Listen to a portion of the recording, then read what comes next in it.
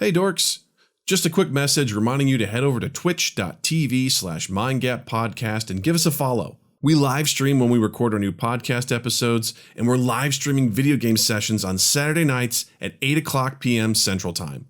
We're playing super rad stuff like Among Us, Keep Talking and Nobody Explodes, Jackbox games, and Tabletop Simulator. Come hang out and play along with us. That's twitch.tv/mindgappodcast. Mind Gap Podcast.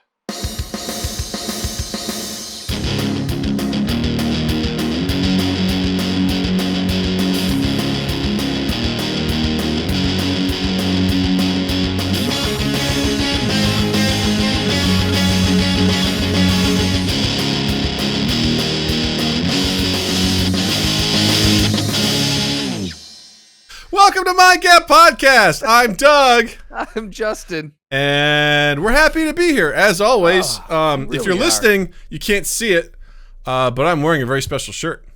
Can you describe it for me, Doug? It's a blue shirt. It's comfortable. Yep. I think it's made of premium materials. And it's got a mean kitty cat face on it. Mm-hmm. The mean kitty cat. And underneath it doesn't look like a mean kitty cat. It looks like a kitty cat who is determined about what he wants. I appreciate that. Yeah. And what he's really determined about is the slogan that says, "Come on my face." Yep.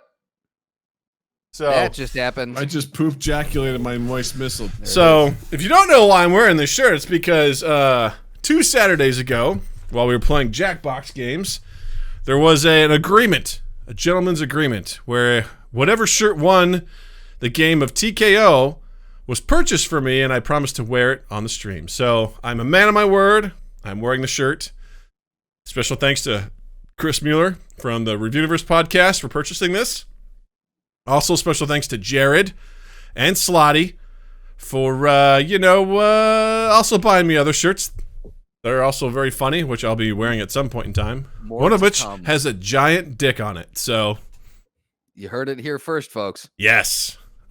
Big thanks to Slotty for gifting a tier 1 sub to Married with Gaming. That's Welcome. so kind. Such a kind person. You know what? I love seeing our community take care of each other and then tear each other down later on. Exactly. Because you know what? It's like the Marine Corps around here. We got to tear you down to build you back up. That's what it is. Hoorah! Hoorah. Yeah, man. Good stuff. Speaking of shirts, guys, we have merch in the merch store.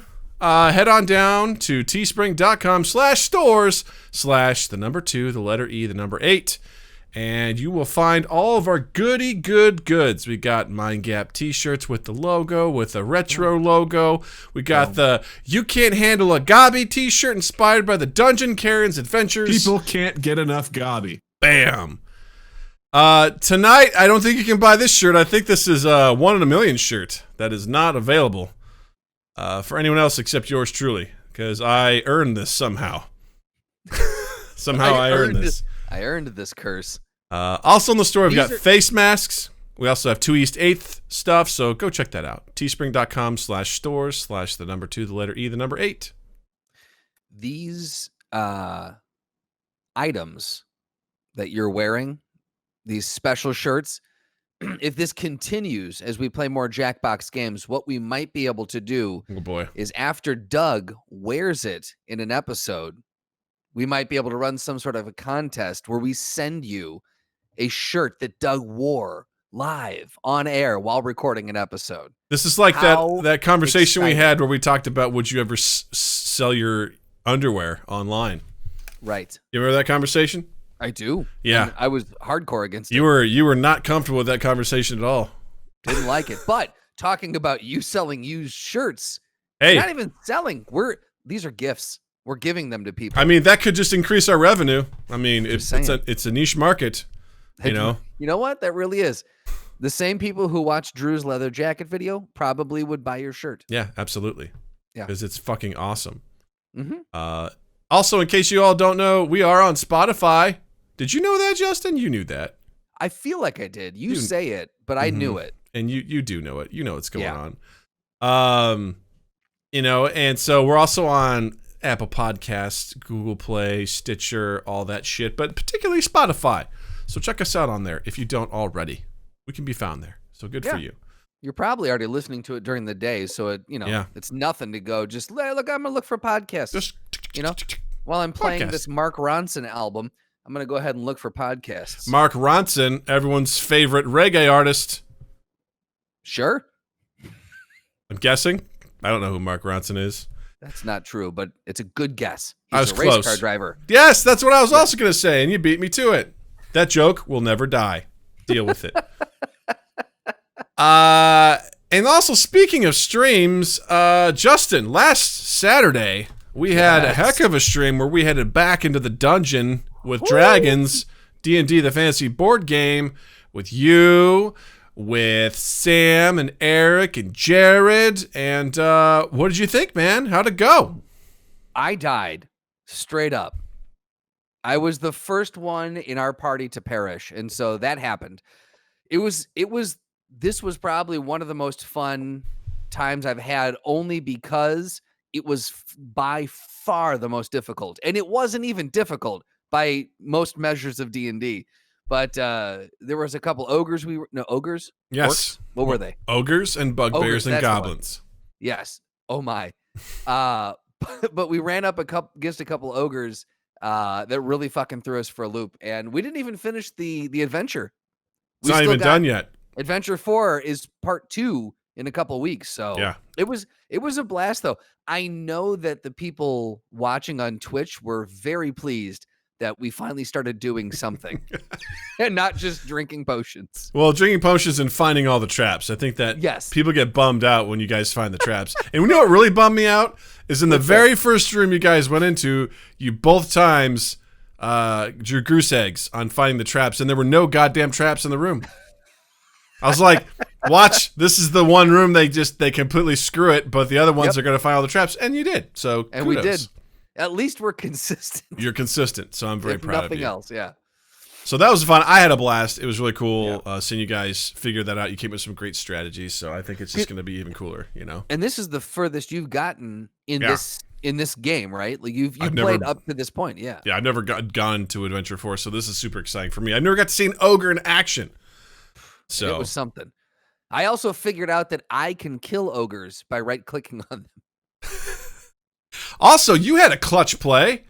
You blasted with your the milk arrows? You had a couple of spells that sputtered, but you also had one that was crucial. It was a critical hit, man. Could not have had a more. I was max damage plus I got my mana back. It was perfect. Yeah, you ignored armor class. It was just like straight damage. You just melted somebody. It was awesome. It was so good. Water Speech wants to know what happens, to you now that you died. Well, I was resurrected by Eric the Cleric, which was pretty friggin' awesome. Actually, I think Sam did it. He used a potion to resurrect you. Did he? Yeah. Okay. Credit where credit is due. Hashtag. It goes at the end, right? It does. It goes at the end. That's how that stuff works. Then Sam somewhere slotty is just screaming into a pillow. For one of many reasons, but Exactly. Yeah. We'll get to the butt in a second. So exactly. I feel like a new man. I feel reborn. Water Speech. That's really what it feels like. I feel good. Yeah. I feel goddamn good. Feel goddamn good. Thanks to apparently Sam. Yeah. Exactly. Yeah. Love the game streams. Bummed I missed so many recently, but giving shout out to you guys when I do keep talking. Nobody explodes next week with my students for a collaboration exercise. E-Toy! Yes. Oh, I was just thinking about that. We haven't done that in a while. Also haven't played Among Us in a while. We got some options. Although this Saturday, my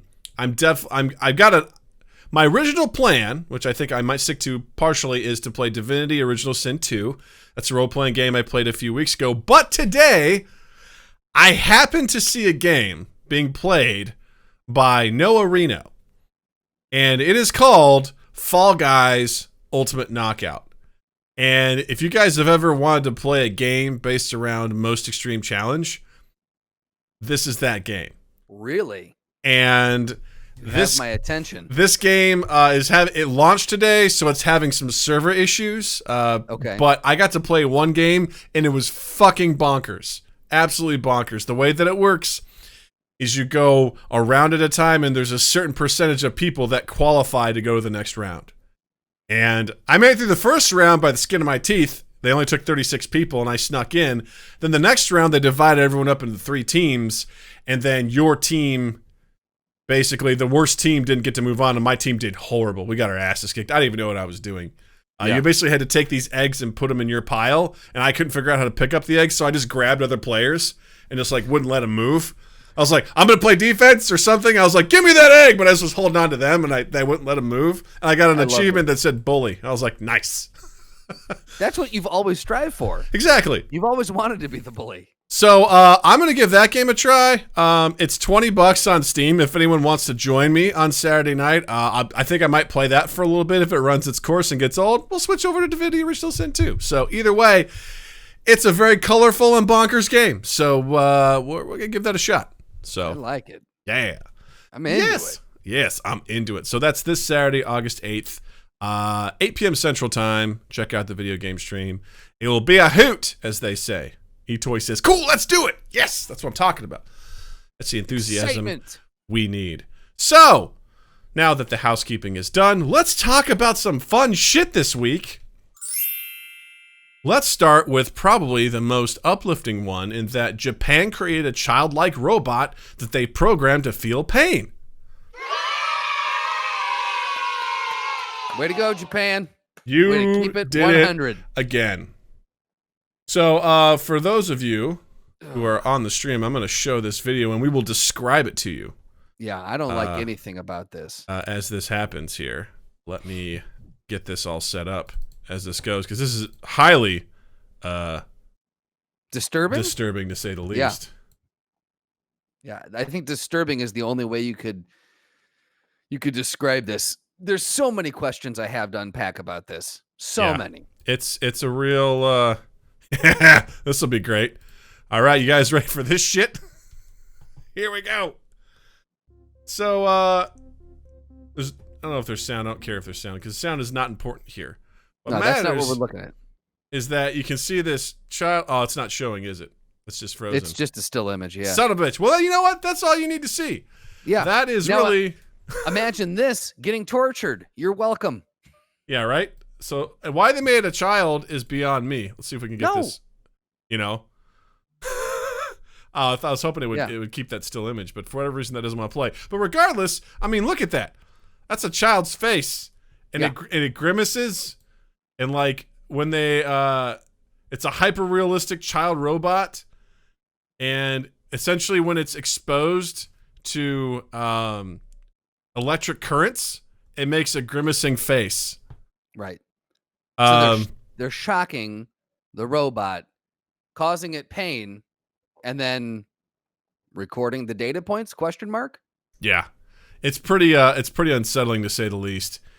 And they said they basically do this and they want it to process pain.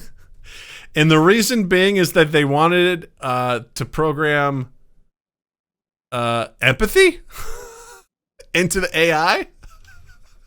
So I have a few questions about this. My understanding of empathy has nothing to do with being tortured. I feel like I personally have never been tortured, and I'd like to think that I'm a relatively empathetic person.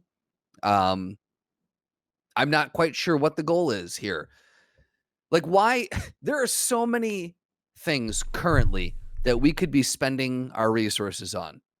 I can think of one very big one right off the top of my head, and I don't understand why we're pumping resources into making a child robot that you can torture. The hope is to help artificial intelligence translate empathy. I mean, that's what the video says. I mean, cool. We have that then. This is a quote from one of the lead researcher, Professor Minoru Asada. In Japan, we believe all inanimate objects have a soul. So a metal robot is no different from a human in that respect. And that's like the weird way that they end the video is with that quote. Right, but again, if that's the case, then then you're basically taking on the role of the devil. You're torturing souls. That's what I'm saying. If all inanimate objects have a soul, and if the metal robot's no different than a human, then why are we torturing it? Right. Why is it so important? Why can't I guess maybe all right, if we're trying to come up with a reason. Just like we have James Dean acting again, right? Yep. That's because we need it. Mm-hmm. We need this. Yeah. How else are we going to get better renderings of James Dean if we don't teach robots how to process empathy by shocking them? Yeah. And making them wince. I guess in order for the AI to have a quote unquote true understanding of what someone's going through and empathize with someone who is in pain, I suppose they're saying that it has to go through pain as well, or it has to know what what it feels. But again, at this point, you're assuming that it feels. It's just all it's doing is it's reacting based off of the programming. When X amount of electricity goes through it, electrolytes go through it. When we dump Gatorade on its head, it turns into Bobby Knight and throws a fucking chair. That's what this robot does. Oh man, yeah. I mean, I guess again to translate, it's empathy is. I mean, I suppose it's supposed to do facial recognition, and by understanding that wincing, it could be like they're in pain. That's the most I can know garner enough from about it. AI, because in my head I'm like, just program. It doesn't have to know what wincing feels like or looks like. Just program it and say, this is a wince. What I love so much about you in these situations is that you go, it's just zeros and ones. Like that's always your thing. Right. Like James Dean, it's like, it's not James Dean. It's been programmed to be James Dean. This isn't a real child. It's been programmed. It doesn't feel real pain. It's just programmed to do these things. Right. And it picks up on an amount of electricity being pumped in, and it's like, cool, when this happens, execute this protocol. That's all it does. Isn't that what we are, Justin? Oh, man, you're right. Oh, man. Oh, man. He got me again. I honestly... Slotty wants to know if I could pass the Turing test. Oh, that's I don't know. Why don't you give it to me and find out? Been there. Etoy says, will we teach humans empathy towards robots someday? And Slotty says, Skynet will wipe us out before we learn. And Etoy says, touche. Touche. That's so true. Yeah. Woo. Don't you mean poop.net will wipe us out before we learn? Nice. Nice. No, I think I guess the bottom line, and I know this is going to be a revelation, I just don't know enough about AI. Apparently. This just in. I'm not a scientist. Just in. I don't know enough about AI. Maybe this is important. I'll never know, Doug. This will never make sense to me. Yeah. The whole concept of AI, Ex Machina was awesome. It's never going to happen. Not in our lifetime. Yeah, I love the concept of AI because a while back, many episodes ago, we had a wonderful gentleman on the name of Anthony LeBlanc, who double majored in, I think, what was it, computer science and physics. Like the guy's a freaking genius. It was something ridiculously impressive. The guy is amazingly smart and also hilarious. He is now the interim director at Second City, and he talked about AI. Like he really opened my eyes in that conversation because he was like, AI isn't just the sentient thing you're thinking of. AI is also getting rid of those mundane tasks that we don't like to do. Like finding that AI to process things so much faster that we're good to go. Kind of like what we were talking about with the deepfake stuff. Like some of that stuff is useful because it can help take some of the annoyances out of things, like doing the ADR recordings and stuff. It can create that stuff for us, or, the idea of manufacturing, right? On paper, self-driving cars and trucks and shipping is awesome, right? In a lot of ways. Yeah, it takes away from jobs and things like that. But the idea that constantly you could just ship stuff all the time, that it's constantly in motion, it's always going, and assuming that nothing bad ever happens, on paper, that makes sense. I'm all for efficiencies. That gets Practical Doug rock hard.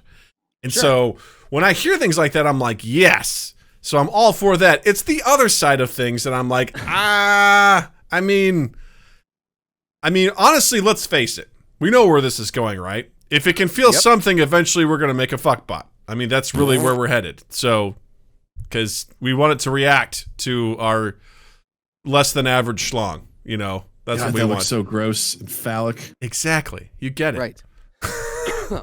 But I think we're setting ourselves up in a very dangerous place because we had those robots earlier this year that you couldn't tip over, right? We saw that video where they were basically pushing it like bullies on a fucking school playground. Mm-hmm. Then we had the ones that could open doors and do backflips and shit. Then we had the one that was putting up sheetrock and had a nail gun attached to it. And now we've got ones that can process what it means for someone to torture it and feel pain. Yeah. We are not putting ourselves in a good position. Elon Musk was right. And I don't say that lightly. Because lately, he's been going off the rails. I love what Water Speech says. He goes, I once made fun of a Boston Dynamics post about a robot they made that acts like a gorilla. Apparently, you have to have a background in robotics to have an opinion. I mean, it's impressive. It's impressive. I've seen the robots that, like, can climb a slope. Like, they're very balanced. It's the idea of something that can march with you. It's like a pack mule, more or less, and it just can always run. And I mean, think about theoretically, you could send them up into the mountains into hard to access places for stranded hikers or something like that, where a human might not be able to traverse. I get it. I get that application. Yeah. No, it's true. Like it's a situation where I just don't understand the why in this situation. Like, I just do not get it. I don't understand where it's like, we want to be able to understand, recognize empathy. Okay, but why? Like, they never say why in there, and then they just leave it with the horrifying quote of, every inanimate object has a soul, including robots. It's like, so why are you torturing it? Right. That makes this even worse. I don't understand. Yeah.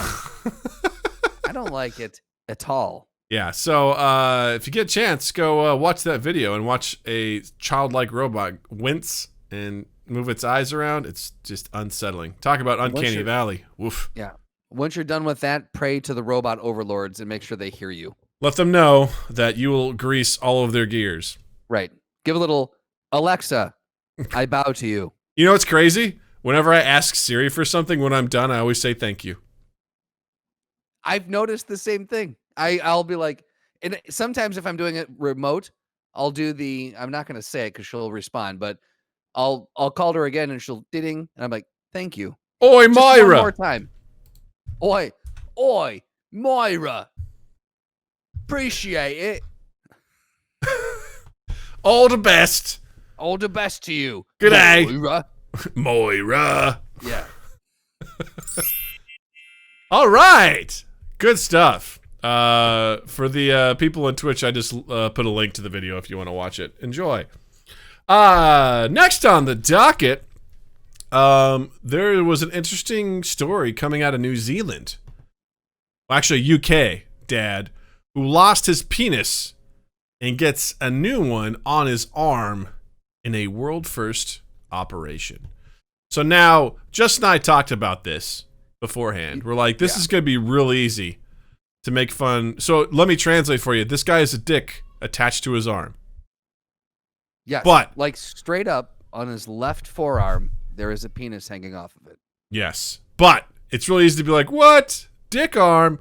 But the reason is that this guy had a serious issue with his penis, and they basically reconstructed it. It was a severe blood infection is what he had.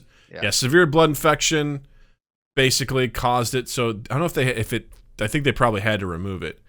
But then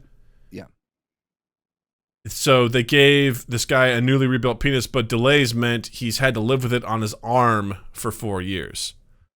Yep. And now, we all had questions when we first looked over this story. And the question was, why the arm? That's a very conspicuous. It's a very just out there in public place. And the article. Hey, nice to meet you. You know. Oh, I'm sorry. No, yes, it's a dick. it'll go where it needs to go soon. We're waiting. It's just a waiting game at this point. Nice to meet you. Huh? Very nice to meet you. Apparently so. I mean, sorry, I had to. But in fairness, again, we're not making fun of this. The guy even says, he said too in the article, he was interviewed and he said, of course, it's mad having a penis on your arm. He's like, if you think about it, I'm not even used to it, but when you think aloud, it's amazing and it's actually kind of funny. Like, so he's finding his sense of humor because this was a very big thing for him. He wanted a chance to have a normal life and, you know, to have everything that he felt as he identified in his body. He wanted all the bits and parts that made him feel whole. And so it is just so weird to have it on the arm because he even says in the article here, I have to wear long sleeve shirts. There is a bulge and people at the pub when I go out always want to see it. Which, again, you have to have a sense of humor about that because it is kind of funny. Well, what I love about it is he goes, of course it's mad having a penis on your arm. He goes, not even I am used to it, but when you think about it, it's actually amazing. That they can make me a new penis at all is incredible, but that they can build it on my arm is mind-blowing. Yeah. I'm like, oh, wow, that's wild.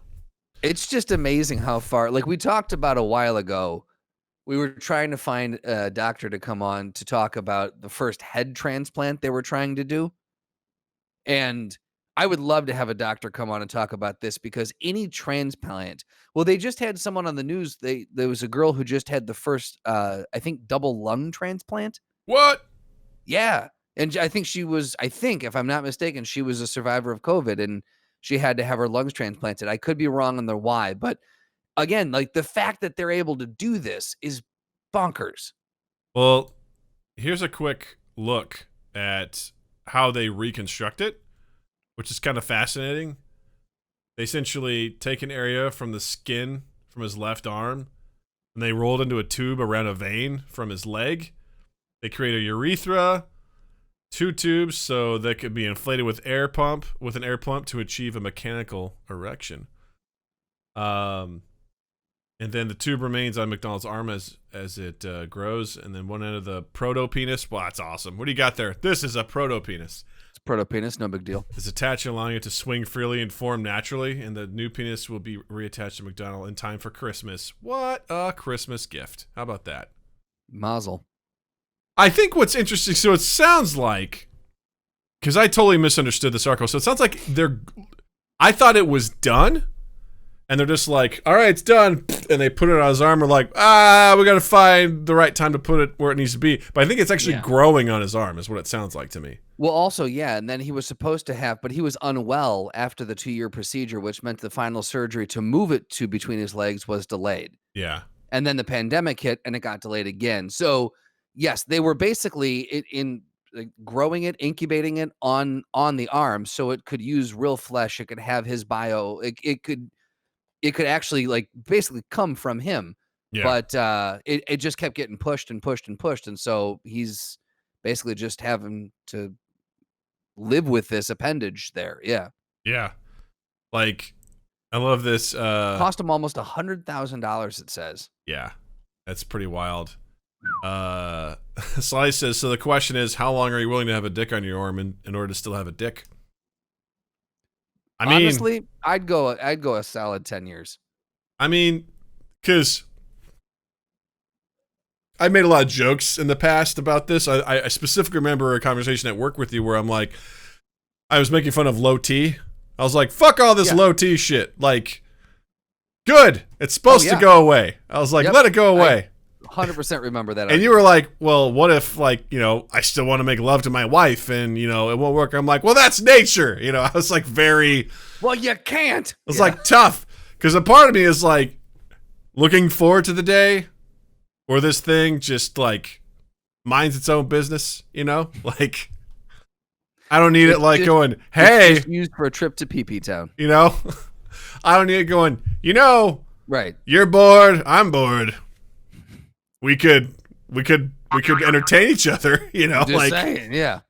Or just the horrific urges that come, with all this sort of stuff. So, oh yeah, So a part of me is just like, yeah, it's going to happen. It's going to go away. But to have it unnaturally go away, or to maybe still have those urges and not to be able to do anything about it, because that's just his penis, not necessarily his testicles, right?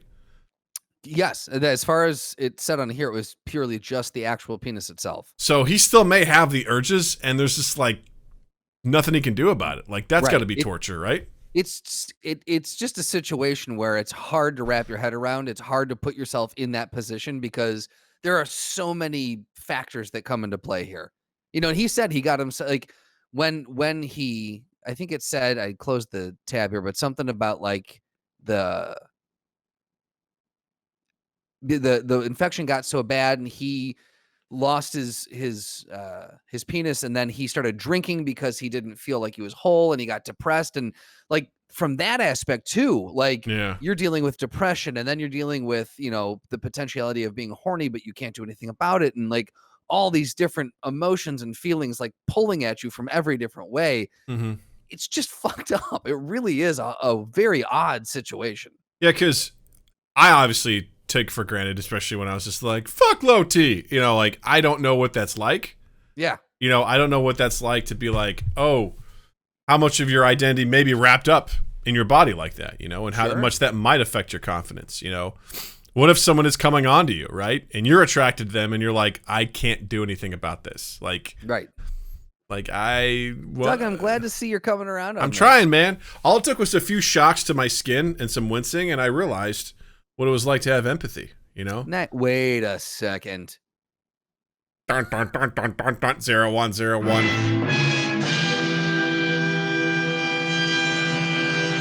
Give it a few more years, Doug, and you will be ready to buy a boat. I guarantee it. You shut your fucking mouth, sir. Shut your mouth. Stick your boat right up your ass. We'll get to the butt in a second. You know, here's the thing, too. The fact that this lands at Christmas, when he potentially might get this back, there's a real opportunity to engage in an age-old tradition of finding the Christmas pickle. Oh, man. You know what I mean? Just saying, you taught me about this. What's the Christmas pickle? Christmas pickle is, I believe, an old German tradition, maybe, where you hide a pickle on the Christmas tree. And I think the way it goes is that if the first person who finds it gets to open a present a day early, some weird bullshit like that. I don't know. But I know a Christmas pickle is a thing. I remember you and I did a nice little improv bit about that on an episode. We were talking about finding the Christmas pickle. It was great. Did we? Yeah. I don't remember that. Oh, that was in one of our best of compilations because I liked it so much for many years ago. I'm going to have to go back and listen to that again. Yeah, I think I made a video specifically just highlighting that when we were doing the Christmas pickle. And I think there was a picture of a pickle as the background like the whole time. It was like I was doing a bad German accent. This is starting to sound familiar to me now. This is very much. Did you find the Christmas pickle? No? Yeah. Then there is no Christmas! Christmas is cancelled! No more! Light the tree on fire! Light it on fire! You do it, child. You light it on fire since you did not find it.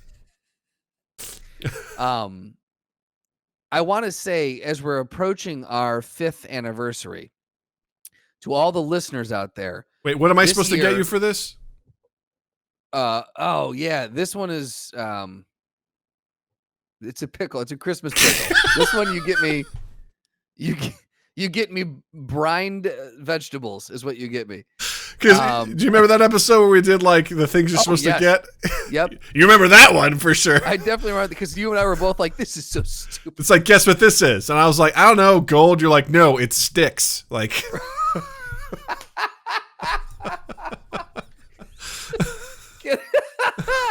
every kiss begins with sticks. Here you go. Here's your bundle of sticks. Don't say what you want to say when I say bundle of sticks either, you dirty bird.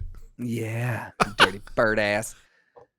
No, I was going to say to all the listeners out there, we typically, the last couple of years, we've done a best of. This year, we just kind of gave up midway through the year because it's a lot of work. So what I'll say to you is go through, if you want, if you remember a very specific time or a bit we did or an episode you liked, I welcome you now through, I think episode you said 260. 260. So this is right? 258. So in the next 2 weeks. Right. So if you have one, and even a little after that, we can celebrate it for a couple months. But go back through, and if you guys remember anything that you liked, or if you listen to an old episode, post about it, or somehow snag a clip, or do somehow clip it and post it out there, and you guys can be our collective best of year 5. Yeah, that would mean a lot to us. And like really obnoxious people, we can celebrate it for a whole month, Anniversary month. Yeah, we can do that because we are the hosts. Yes. TikTok, the world's best social media app, or Skynet? Oh, Skynet for sure. This made me so uncomfortable when I read it. Yeah. How many of y'all are on TikTok? Yeah. Show of hands. Who's on TikTok? Yeah. You might want to get off it. And even then, might be too late. Yeah. If you haven't heard. I'd been watching this story unfold from a different perspective, where it's just been, Chester Cheetah in the White House talking about, we're going to ban it and all this, and we can't have it, blah, blah, blah, blah, blah. And I thought it was purely because I'm like, oh, that Sarah Cooper comedian who does the fucking amazing impressions of, or the lip syncs of him, basically. Yeah. I thought she just pissed him off, and he was just like, I'm going to take your platform away because I'm sad. But it apparently goes far deeper, and I did not realize. Yes. So Microsoft is looking to buy it currently, which there's a wonderful article in The Verge that sort of really breaks down why this is a good strategic move for Microsoft, because they've tried a lot of different things in which, at first I laughed because I was like, man, these guys really screwed the pooch on a lot of projects they were doing. It really did. This article was very eye-opening. But at the same time, I was like, you know what, though? You miss 100% of the shots you don't take, Hashtag Jesus. But they were like, things like Groove Music Service, Connect Xbox, Microsoft Band Fitness Device, the Windows Phone, and the Mixer streaming service. Like, all of those, not great. Yep. And they talked in this article about how they really missed out on, like, a lot of digital stuff. They really missed out, and they've been very much a hardware sort of, that's the only thing they've been able to really rest their laurels on, and even then they just don't have a whole lot else to offer. Yeah. But they've done, like, they purchased Minecraft, which was a big one that worked out for them. They purchased LinkedIn. They've done some different stuff like that to sort of like boost themselves. They also experimented with their own social network, Sokal. I don't even remember that. I don't remember Sokal at all, no. Yeah.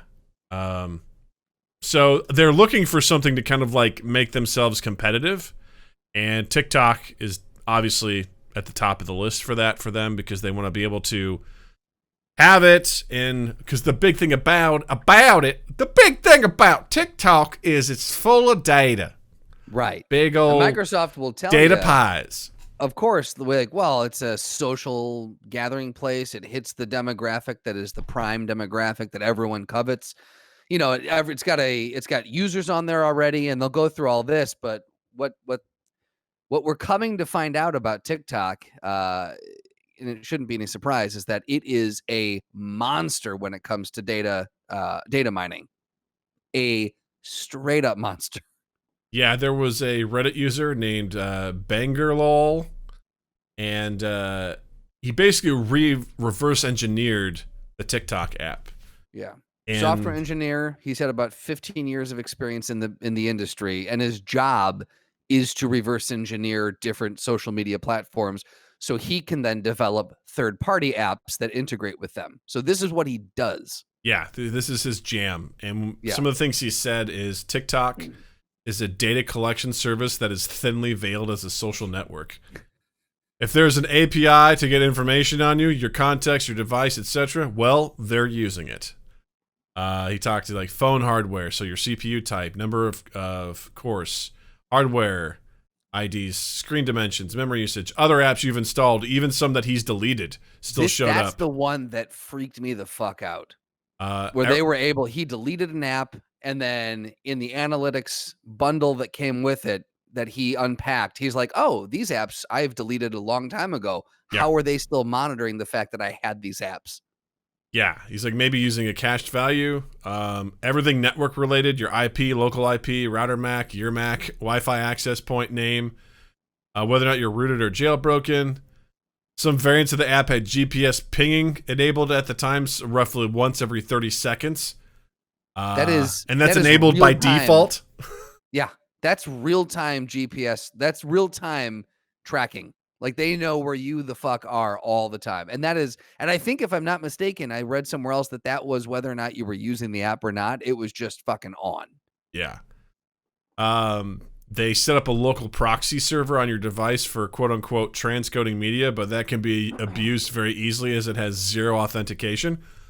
And he says the scariest part of all this is that much of the logging they're doing is remotely configurable, and unless you reverse every single one of their native libraries, which is extremely difficult and tedious to do, and manual inspect every single obfuscated. That's a hard one to say. Function.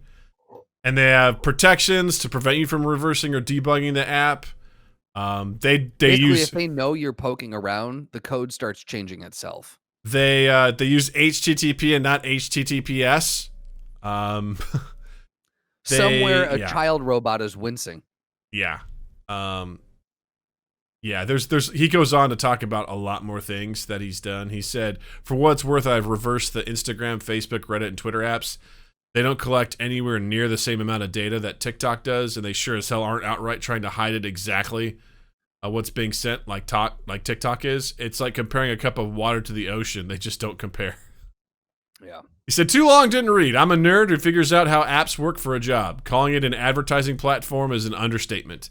TikTok is essentially malware that is targeting children. Don't use TikTok. Don't let your friends and family use it. Again, like I said, it's terrifying. And again, you know that all these, if you have a phone, if you use Google, if you use Apple, if you use whatever, your data's out. They have your name. They have your number. What did Arlie Emery? I have your name. I have your ass.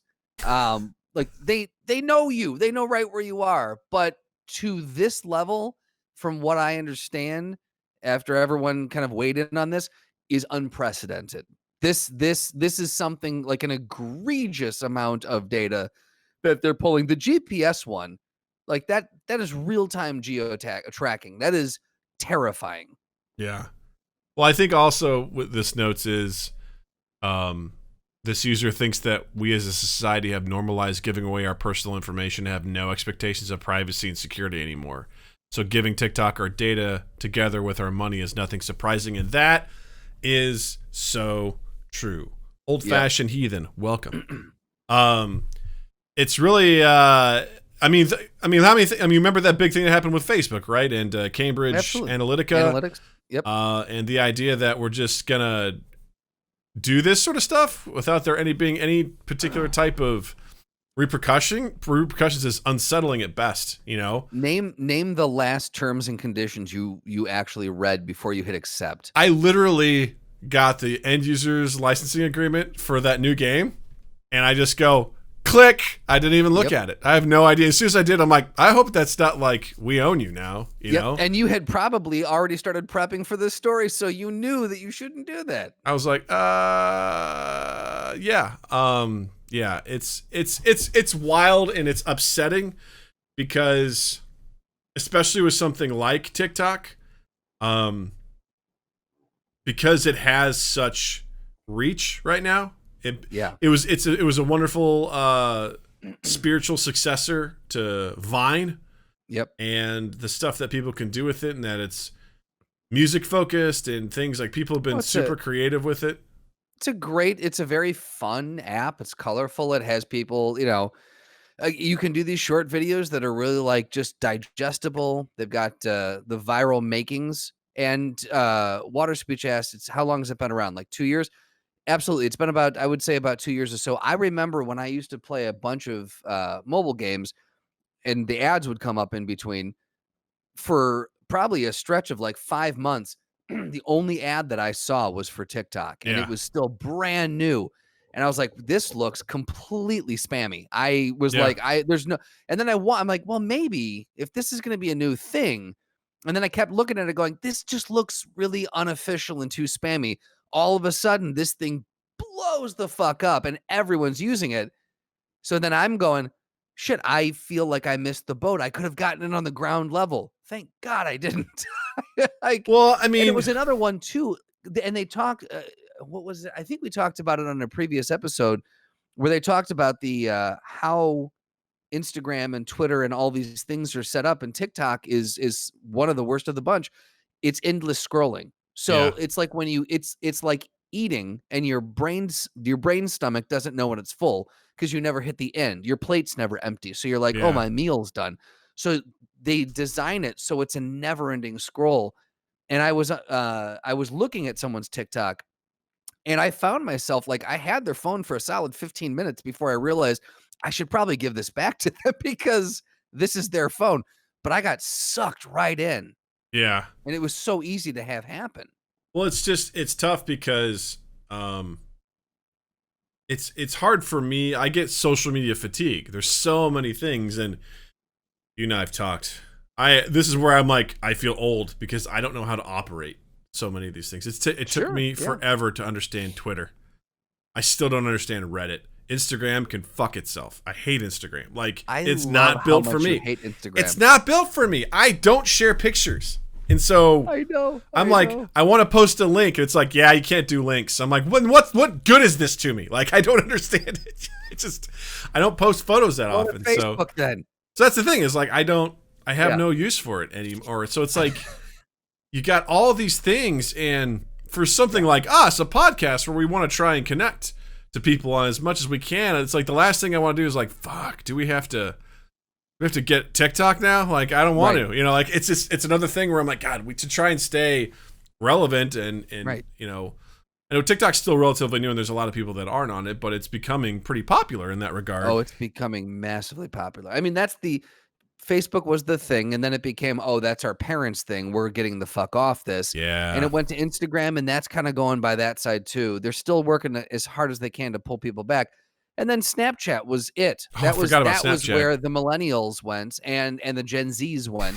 And even now with TikTok coming around, I feel like Snapchat has already gone by the wayside. So these apps come and go. Like, their cycles are hitting these like 2 to 4 year cycles, and then they're gone in the next thing. And Facebook was on top of the mountain for like 10, 12 years. And now, like, I feel like the gap between when the next one comes out is that margin is shortening.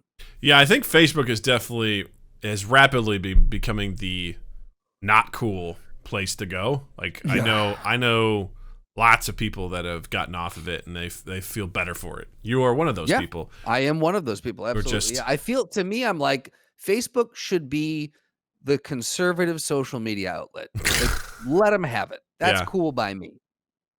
Yeah, it's definitely. I'm making hard statements here. I've become less and less. I spend less and less time on Facebook these days, just because I just don't enjoy it as much. There's a couple people on there I like to stay in touch with that I don't see on any other social media platform, but it is not enjoyable. It's really not, and. I don't know. Each social media has its own thing, right? Like, Twitter is like a war zone. Yeah. Oh, yeah. You go there when you're ready to battle. Man. Like, I totally caught myself about ready to go down a horrible rabbit hole, and I pulled myself out. I'm like, what's down there, man. Don't go. And I was like, good, don't go. I left. I was like, this is not. You listen to yourself. That's good. That's not going to be good. It's going to be a bad thing. Yeah. And it's just, I think, I don't know. I enjoy those things for the cool stuff that can come out of it, right? Someone like Sarah Cooper is making a name for herself on TikTok, and some other people have too. Like, it was the same thing with Vines, right? People were able to make themselves in Vines in that very short format, like the comedy and the entertainment that was able to come from it was amazing. And I respect the people that are going and doing it, but as a casual observer, it's just like I've already seen my future as to the thing that's going to come out, and I'm just like, I don't give a shit, right? Well, and we've talked about this on the podcast before too, which is that for a long time, I was bound and determined to never have happened to me what happened to my parents. Yeah. I We witnessed talked it about happen. that. And they were like, oh, I can't figure this out. Or I'm like, that will never happen to me. I will never ask for help like that. I will always know what the hot thing is. I'll always be up on the newest tech. And man, did that it felt like as soon as I made that decision, I was already behind the curve on it. Because it just, unless you are immersing yourself in that nonstop every day, there's no way to keep up with it. It's physically impossible. Yeah. Well, we don't have the free time that we used to. No, that's true. But also the quicker that stuff moves, that's going to start happening for everyone. You're just going to have to pick which one you're going to glom onto and ride that wave while it lasts. And then when it dies, you get off it and you go, okay, what's coming next? I'll grab onto this one. Yeah. And there's going to be some people there's no one's going to ever have a market share as large as Facebook had in its heyday. Yeah. Because everything is too diversified now. There's just far too many of them. There's too much competition. They all offer something a little bit different, which I'm actually pretty impressed with. Like, there's nothing that really copies itself. And so I'm impressed that people are able to, those companies are able to exist in that regard. But it's also, I don't know, man, it's a weird world. And I've felt old in a lot of ways when I found the things where I'm like, I don't even care. I don't know how to do that. And I just like step away from it. I'm like, I'm good. Right. I also had a moment where our neighbors are super cool, and one group of neighbors is they're always outside at night playing backyard games, whether it's bags or something. They've got something going on. They're playing bags the other night, and they had some music playing, and I just noticed like 3 or 4 songs come up that I knew really well, and I'm like, what do you guys? And one of them is one of my favorite bands, Goldfinger. And Goldfinger did an amazing cover to 99 Red Balloons. It starts playing. I'm like, all right, I got to ask, who picked this song? And there's a kid that's in high school, a kid that's like a sophomore in college. And like the parents, I turn to the kids and go, which one of you guys picked this? They're like, what do you mean? I go, the song. They're like, what is this? I'm like, well, this is Goldfinger. And they go, I don't know what this is. I'm like, you don't know? Oh my God. I was like, and fuck. I go, this was, and I start talking. It happened. I go, this was my band when I was in high school. And I'm like, fuck, that was. You just assumed that the youth was listening to it. I was like, that was 20 years ago. I was like, okay.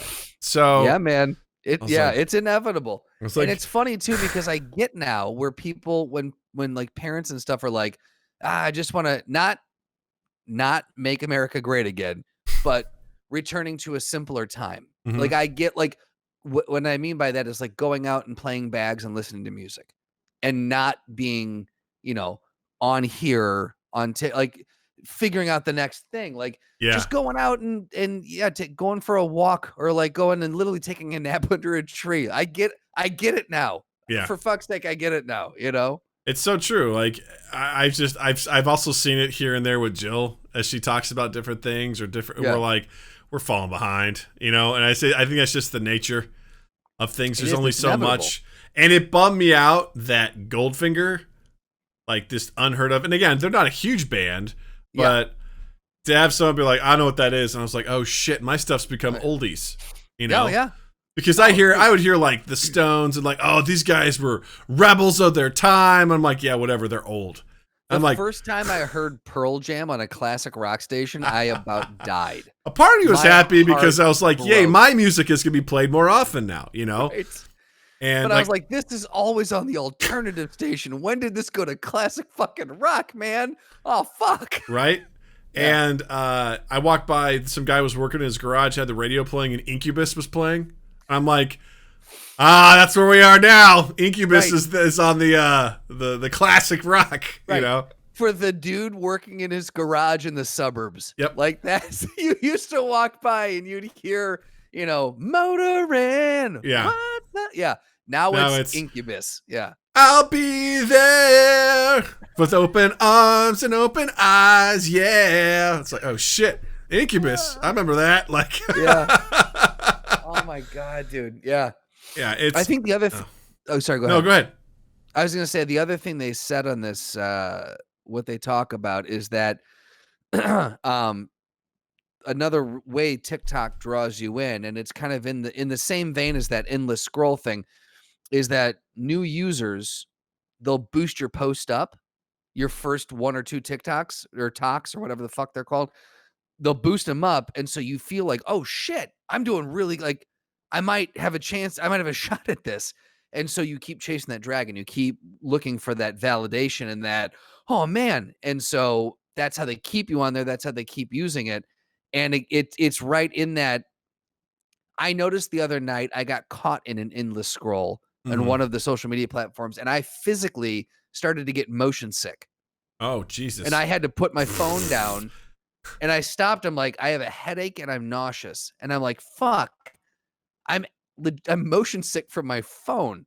I was like, that's either a byproduct of what we're all going to be experiencing now, like a new thing, medical thing moving forward, or B, it's just me getting old. I don't know which one it was, but yeah, it's a tough thing to see happen because like you want to have that connection with somebody. Yeah. And it's kind of like when, what was it? I think I was telling one of my neighbors, they're like, what's your dog's name? I'm like, Loki. They're like, oh, that's interesting. I go, yeah, it's from the Marvel universe. They're like, I don't think I've seen that one. And I'm like, oh boy.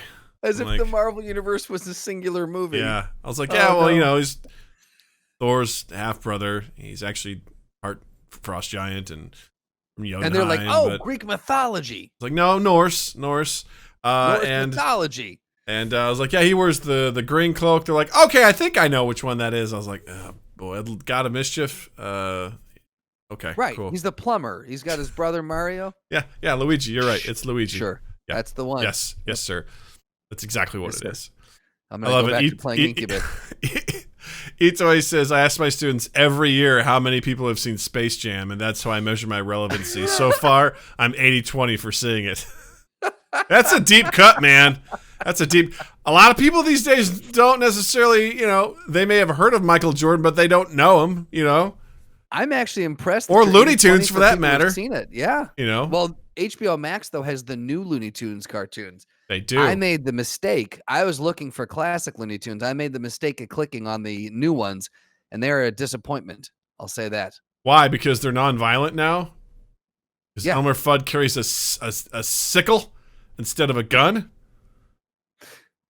I don't think I made it to an Elmer. I didn't make it to an Elmer Fudd one. That's they did that. They 100%. They 100% did that, and yeah, they changed out his shotgun for a scythe, like the Grim Reaper. He's like, that's a bummer, man. I'm gonna go murder a rabbit. Which is more terrifying, a scythe or a shotgun? Right. I mean, 6 of one, half dozen of the other. I mean, what would you prefer? Someone shoots you with a shotgun, or someone comes and guts you with a knife? I mean, really, that's. How good of a shot are they? I mean, with a shotgun, you don't have to be that great. But, I mean, close enough. You're not going to feel much else. Okay, because I was going to say, I've seen some shotgun wounds that are not fatal, and those look like they hurt pretty bad. Yeah, absolutely. Okay, so we're talking kill shot? Shotgun. Etoy says Yosemite Sam's pistols. What do they do with his pistols? Does he just have finger guns now? Like what's going on there? Ooh. Hey, rabbit. I don't want to go down this road too far, but a hunter having a gun I'm okay with. Like, if it's baked into the character, I'm fine. That makes sense. Like, I mean, the Looney Tunes world is full of very violent things, like anvils falling on people's heads, people exploding with dynamite. Like, right. It happens, you know. Look, we all grew up. We're fine. Yeah, I mean, my daughter watches The Dragon Prince, and yeah. That has death and dark magic in it. You know, like there's a female character in that, a mage who sucks the life out of a deer to help cure her brother's paralysis. Like, it's some dark shit, man. Yeah, like, man. Yeah. It's a kid's show, okay? And I'm like, I'm okay with that, you know. I think Slotty says, looking back, it was weird how often the guns went flaccid in those cartoons. It's true. Yeah. Yeah. I fully agree. Yeah. Guns shouldn't go flaccid. Well, he'll have dynamite because I guess bombs are better than guns. Etoy likes Dragon Prince. Okay. There you go. There you go. I'm lukewarm on it. I thought it was okay, but is it new? It's been around for a couple years. It's relatively new. I thought it was done, but they're actually working on releasing a 4th season, which I feel a little bit better about because it just ended. I'm like, well, this is dumb. Okay. This is stupid. It's not done yet. Yeah, so it's pretty good. It was a nice after finishing up Avatar: The Last Airbender. Natalie just glommed onto it, and she's like, "Dad, you want to watch the Dragon Prince?" I'm like, "Let's watch it. Let's see how this unfolds." And there's an elf character in it named Rayla, and she runs with her arms behind her back. And occasionally Natalie will do that through the house. She goes, "I'm gonna run fast," and she goes with her arms behind her back. I like that. I'm like, "Are you Rayla?" She goes, "Yeah, I'm Rayla," and she just runs. That's pretty endearing. cool. Yeah, I like that. Yeah, it's very adorable. And I was just like, hey, who am I gonna? I love that you want to watch this, as opposed, you know what? And she watches She-Ra. I haven't really put a whole lot of time to that. I'm like, I'm fine with that too, I suppose. It's not my first pick, but you know. What is She-Ra? It's the counterpart to He-Man. Oh, Jesus Christ! Yes. Wait, did they make a new one of that? Yeah, Netflix did. I didn't realize this. Yeah. He-Man was my shit. What about She-Ra? Okay. Well, I'm going to go watch that now. Guys, my recommendation this week, I haven't seen it, but go watch She-Ra. No shit. I didn't know. It's very interesting. Okay. Fair enough. It's also, I get small pockets of time, so I'm like, you know what? I feel like watching Lord of the Rings.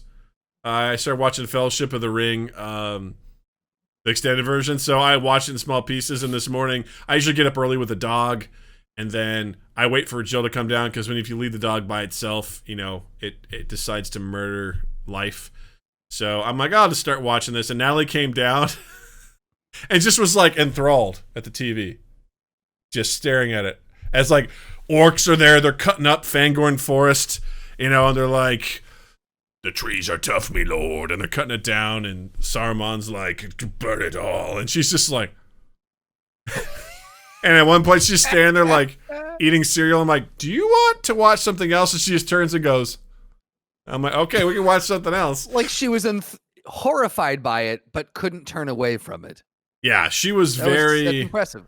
She was very, I could tell she was interested. She just didn't know. I was like, this ain't a movie for you yet, okay? A couple more years, we'll get there. Yeah, this is also almost 4 hours long, this one movie. So, you know, yeah, you're probably not going to be too interested. Why don't we put on Paw Patrol? Hit the couch. Yeah, because I don't mind explaining this to you, because you'll be like, who's that? And what's going on there? And who's that guy? Why, Dad, why are they fighting? Why is that guy a bad guy? I'm like, I don't really want to go through all that. I feel like that would be the hardest, for me, one of the hardest parts about having a child is that, because that drives me fucking nuts when I have to do that. What I love is when Natalie will ask Jill about something like Avatar: The Last Airbender, and Jill doesn't know, and she goes, "You know I don't know what this is, right? You have to ask your dad," but Natalie just doesn't want to ask me. Is there a reason? She'll go, "Mom, what happened to Sokka?" She goes, "I don't know who Sokka is. Like, you have to, I told you have to talk to your dad." I'm just sitting there going, "Ask me. Ask me. I'll tell you exactly what happened." Nah, I don't want to talk to that nerd. Like, "Mama, where's Appa?" "I don't know. Who's Appa?" Appa died. Appa fucking died. He's the flying bison. What? Appa's dead. I love that. Have you watched with her yet? The most important question of all. Have you watched the movie Haig purchased for you? No. Have you watched Rampage? I haven't watched Rudy either. Have you watched Dad's movie? Nope. Every time it goes by, though, I shit you not, there's Dad's movie. Like, without a doubt. To this day, she still does it. And I told her, I go, one of these days, you and I are going to watch that, Natalie. You and I, we're going to sit down, we're going to watch it. One of these days, Justin's going to come back over. And have a viewing party. We're all going to watch it. We're all going to be probably mildly entertained, and we'll be like, I don't see what the big fuss was. And then we'll go outside. We'll go outside. And we'll go drown ourselves in the pond. The other thing we can do when I come out the next time.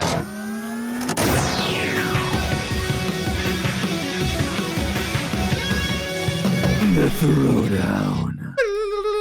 You sure this is called a throwdown and not a showdown? Yeah, Slotty. Why don't you tell us what it's called, Slotty? Yeah, you dumb shit. Oh, shots fired. Yeah, so on today's showdown, today's throwdown is going to be a fun one. It's a favorite, one of our favorite people in the world versus a guy that we're okay a guy with. that has awesome swimsuits. Yes, and again, I'm fine with. I don't know him, but I do know the first guy is pretty friggin' awesome. So today's throwdown is between Chef Mike Harris versus Guy Fieri. Dun, dun, dun, dun, dun, dun, dun, dun, dun, dun, dun, dun, dun.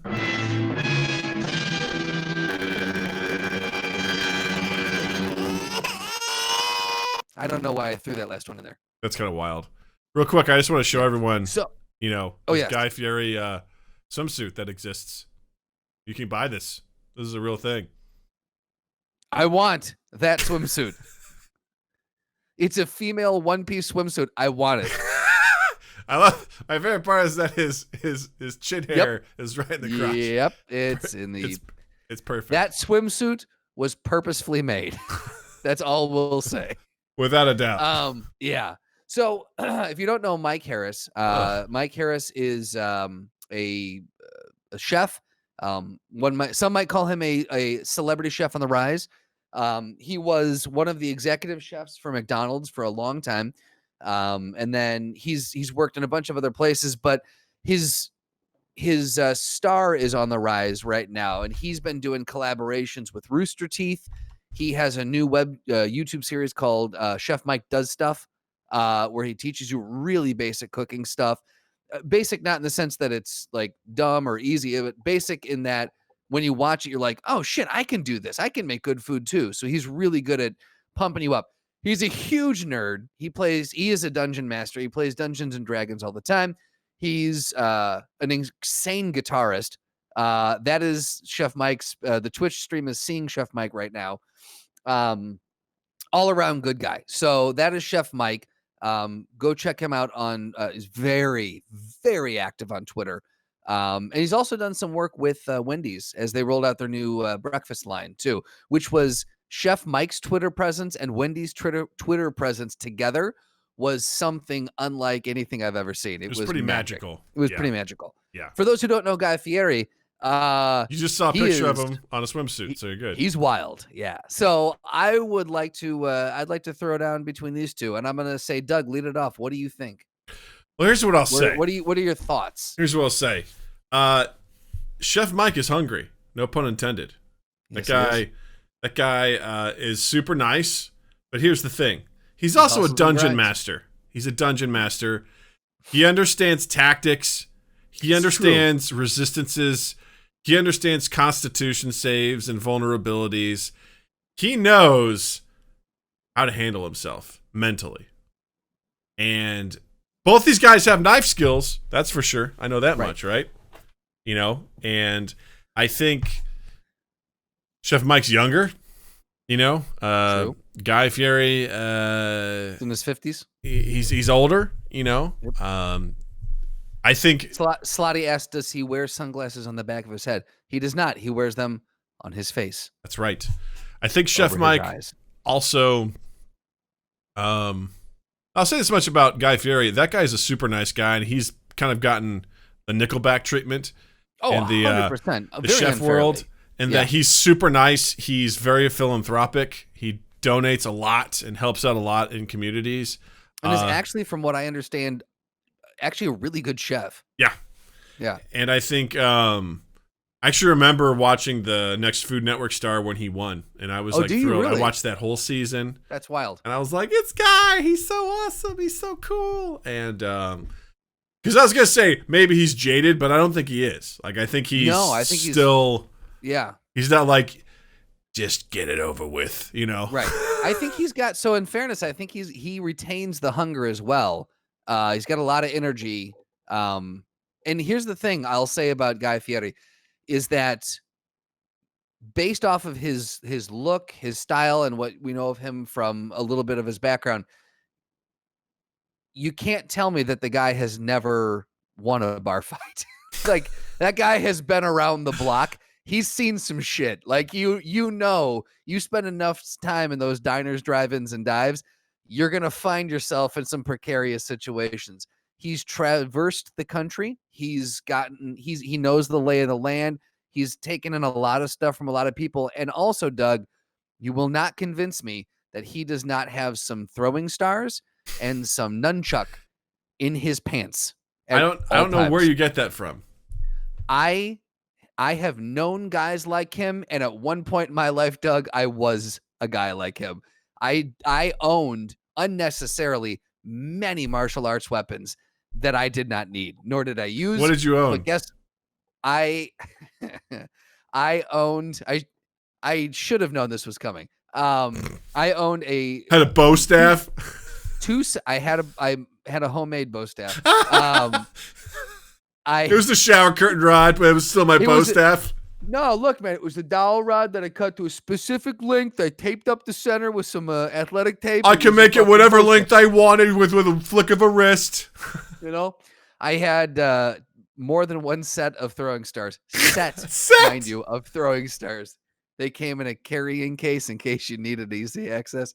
I had a pair of sais that were displayed. I had a 3-piece sword, samurai sword set that could cut. I had 3 pairs of nunchucks. I was that dude. I was that unfortunate guy. So I can look. Game recognizes game. I know he has those. Oh my god. Oh, that's amazing. Yeah. Do you still have all that stuff? No. When Beth and I got together, all of those things went into a dumpster. You're like, I don't need these. Beth will protect me.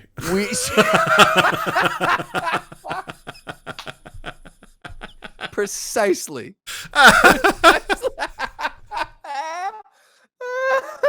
Beth will keep me safe. I could probably dig up pictures of those things in the background. I don't know if I ever predominantly displayed those as like the centerpiece of a photo shoot, but if Etoy really needs it, I'm gonna go ahead and look up. I'll see if I can find a couple pictures and post them. Slally says, "Imagine being that kid who dumpster dived that hall." Jesus Christ! I gave some guy or some girl, some kid, I gave them the fucking best day ever. They're like, dude, some retired agent from the Hand just dumped all their gear in the garbage. Absolutely. Slotty says, according to Mike's Twitter, his finishing move is a death hug of joy. So, I mean, that sounds legit. So he has a finishing move, Slotty. Mm-hmm. Tell us, what does Guy Fieri have? Because he also said, going on Etoy 07's logic, any hit landed on Guy Fieri would cause tons of rings to spill out. Because Etoy says Guy's hair spikes could be used as a weapon like Sonic, but not blue or fast or a hedgehog. So if he hits him, rings would pop out. Right, exactly. So, I mean, look, Guy is 100% packing weapons, and he's got experience. He's got experience points, and he, he's got that pointy hair.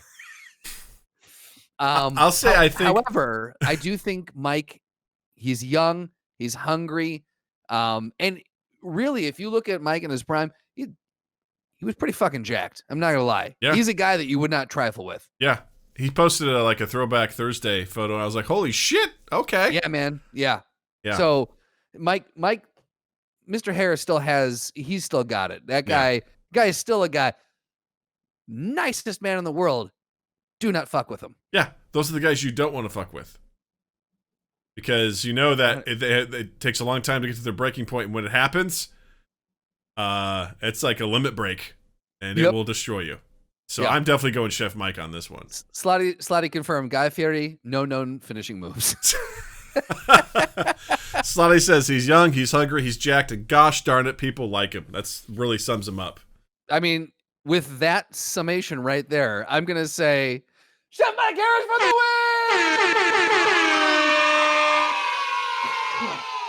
Yeah! The back of my throat on that one. That's how you know it's good. Well, that was fun. What a great time we all just had talking about good shit. Stuff, man. Good stuff. Justin, what do you recommend for people this week? Guys, She-Ra, the series on Netflix. You guys gotta check this shit out. My dudes and my dudettes. No, I'm gonna suggest. We just watched the other night, last night actually. Beyonce Black is King on Disney Plus. Nice. New album, new visual film experience. It's impressive. It's something else. I was blown away. The costume design, the colors, the cinematography, the vision behind it. It's not going to be, I probably won't be for everyone. But I would definitely say at least take like 20 minutes and watch part of it, because it's an hour and a half. But just watch some of it because it's worth seeing. There's a lot that went into it. So I very much would strongly recommend that. I've also been re-binging Parks and Rec, and it is one of my favorite shows that has ever been on television. I love that show. Oh, wait, is this true? Black Widow's coming straight to Disney Plus for $30? Well, they just saw said Mulan. Moana. Or I'm sorry, Mulan. Yeah, Mulan. For Yeah. fuck's sake, son, get it right or pay the price. So Black Widow also. That's awesome. Interesting. I'll rent both of them. Are you okay renting them for that cost? I'll do them. I'll do that. Perfect. I want to support this. Like, I don't think $30 is that much to ask. It would cost more than that. We've been through this for all three of us to go anyway. So yes, absolutely. I'm all right with that. I'd be down for that. That's awesome. That's cool, man. Again, I don't need to see it. I don't have a burning desire to see it in the theater. Yeah. I would love to. It's not going to stop me from seeing it elsewhere. Yeah, exactly. Yeah. Doug, what do you have to recommend? A very good friend of mine also has a Twitch stream. Her name is Carly, and her Twitch stream is C_2. That's SEE_TWOO.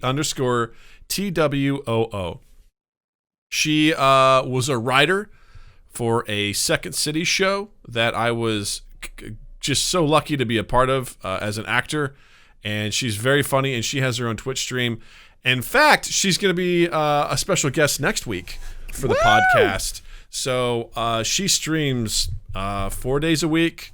I think it's Monday through Thursday. She's very fun, very engaging. She plays a wide variety of games. She plays a lot of Apex Legends. Also, she's playing like Jax, or I don't know what it's called. One of those old games. She's very great. She's awesome. Go check her out. That's SEE_TWOO. She's super cool and very fun, very engaging, and I can't wait to have her as a guest next week. So she's going to be a ton of fun. Jack and Daxter. I think that's what it was. I don't know. Was that what Slotty, you were there. Is that what she was playing? I don't fucking remember. I'm quite excited myself. Slotty did say that apparently it was a fanboy rumor that is unsubstantiated upon further analysis. So Black Widow is not necessarily coming out to Disney Plus. Maybe they will. They should just do it. And then Etoy, he goes, what? I just found out that Mike was the chef behind McDonald's Szechuan sauce. Yep. So the story behind that is he wasn't obviously there for the original, because when we were all in high school and grade school is when it originally came out. I'm 99% sure. Rick and Morty had that episode where they went back in time and called upon the Szechuan sauce, and everyone lost their minds and demanded it. He was at the time one of the executive chefs at McDonald's. So there was, I think the way he told the story was there was like one sheet of paper that had the recipe on it. And so all these chefs stood around and were like, all right, so how do we make this thing again? And so they stood in the kitchen and they tested and tested until they got what they remembered it from their childhoods being. And that was the Szechuan sauce. So yeah, he was integral in bringing it back for the second time. Yeah. So he's a cool dude. Yeah. And we'd love to have him as a guest on the podcast. So just throwing that out there. Yeah. He brought back. God bless him. Indeed. Indeed. He's a good man. Chef Mike is the hero we deserve. Yes. But I'm very excited for next week's guest. I'm very excited to have a guest again. Yes. In fact, I mean, if all things plan out, we've got a string of people coming up. In fact, maybe someone from this chat may be joining us live on here very soon. I mean, I'm just saying. I'm not going to say who it is. I'm just saying. Just saying. You know, I have another person I'm trying to reach out to that is has created their own board game. You know, so I got leads. So again, Chef Mike needs to be a guest again. What are you talking about? He was a guest on the Best Bar podcast ever. Yeah. He was never a guest on Mind 2 Gap. years ago. We would love to have him on Mind Gap. So trust me. Shout out to Chef Mike. We've tried. But we don't. He's a busy man, so we don't want to. He's an important dude. If he ever has time, he's always welcome. His honor. The honor would be ours to have him here. Yes. So I just want to thank you all for listening. As always, thank you for all on Twitch. You guys are great. And don't forget to check us out. If you're listening, check out our Twitch stream, twitch.tv/MindGapPodcast. Every Tuesday night around 8 p.m. No, at 8 p.m. Central. We record the podcast. Come hang out with us, like these cool people like Slotty, like Jervis, like eToy, like Water Speech, like Old Fashioned Heathen, like all these cool people. Come hang out with us. Come chat with us. Be part of the show. We also stream video games Saturday night, 8 p.m. Central. This Saturday, I'm going to be trying out Fall Guys as well as Divinity Original Sin 2. So it should be a real fun game, a real fun time. Check us out there. Also follow us on all our social medias, Facebook, Twitter, Instagram, not TikTok, at MindGap Podcast. Check us out all there. Engage with us, all that fun stuff. And also check out our YouTube channel. We post highlights from our show, from our video game streams, and all of our episodes are there as well. And don't forget to follow Justin on all the social medias as well. I would love it if you gave me a follow on Instagram and Twitter at Justin_Michael, spelled Mikel. It's the fun way of spelling it. And while you're in the online realm, check us out on Spotify, on Stitcher, Apple Podcasts, Google Podcasts, all the podcast sites where you can find and consume the old Cast to Pod. You can share us around, subscribe to us, rate us, review us, all those good things. The biggest one, again, we ask you to share us around. If there's an episode you like, just grab the link, post it out, and just say, hey, thought this episode good. You guys might like it too. Give it a listen. Recommendations mean the world to us, so please do that. And then if also, again, like I said earlier, as we're approaching our 5-year anniversary, if you guys remember back to a clip or something that you heard, sometime within the last year, grab a clip of that or let us know.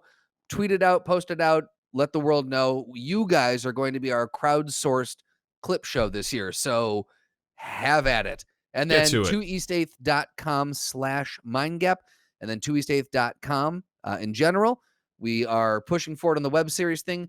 Drew and I'm happy to announce, got our first draft back of the sound design for Sid Penrose. Woo! So that is moving forward. And let me tell you something, it tickled my underside. Nice. I was very excited about it. How did the farts it's gonna sound? Be good. Were they pretty good? Were the farts, they sound good and bassy?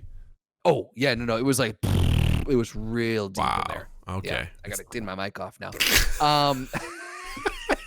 And then we also have a blog post, brand new blog post out about the best free screenwriting softwares. So nice. If you've ever wanted to do a screenplay, but you don't want to drop $300 in Final Draft, we did a comprehensive review on some of the best ones and what we recommend, and we tell you what you can expect if you want to try some of them out yourself. So check that out, and that's all I got. That's awesome. Well, Justin, thank you. Douglas, gracias. Twitch, thank you. And listeners, as always, thank you. And we'll see you all next week, so you better have a dandy fucking week too. Adios!